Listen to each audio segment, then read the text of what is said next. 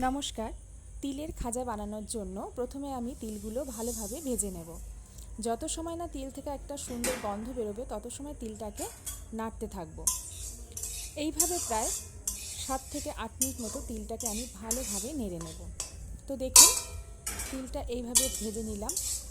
তো তিলের কালারটা কিছুটা চেঞ্জ এসছে, একটু ব্রাউন কালার চলে এসছে। তো এবার তিলটাকে নামিয়ে নেব।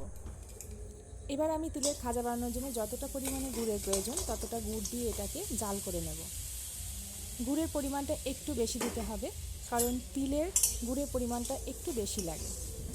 তো এভাবে প্রায় 7 থেকে 8 মিনিট আমি গুড়টাকে জাল করে নেব। এদিকে যে থালাটায় আমি তিলের খাজাটা নামিয়ে নেব সেখানে একটু সামান্য ঘি দিয়ে থালাটা পুরোটা মাখিয়ে নেব। এতে কি হবে, ফ্লেভারটা কিন্তু খুব সুন্দর আসবে। এখানে সাদা তেলও দিতে পারেন, তবে ঘি দিলে বেশি ভালো লাগবে। গুড়টা দেখুন খুব ভালোভাবে জাল হয়ে গেছে। তো এবার তিলটাকে দেওয়া যেতে পারে। তো এবার ভেজে রাখা তিলগুলো আমি গুড়ের মধ্যে দিয়ে দেব।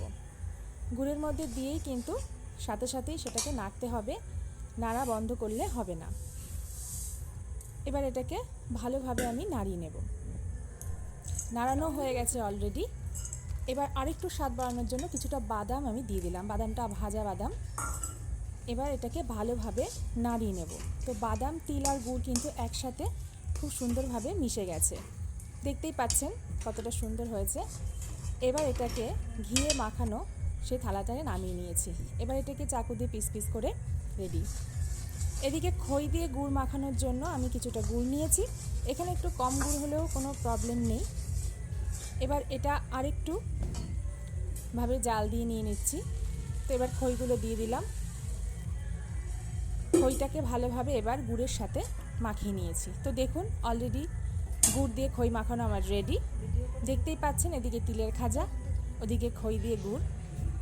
অসাধারণ দেখতে লাগছে, খেতেও কিন্তু খুব সুস্বাদু হবে। তিলের খাজাটা কিন্তু খুব মচমচেই হবে। এই দেখুন, দেখেও বোঝা যাচ্ছে কতটা সুন্দর হয়েছে। তো বন্ধুরা, ভিডিওটা যদি ভালো লেগে থাকে তো অবশ্যই লাইক, শেয়ার এবং সাবস্ক্রাইব করে দেবেন। তো আজ এই পর্যন্তই। আপনারা ভালো থাকবেন, সুস্থ থাকবেন। নমস্কার।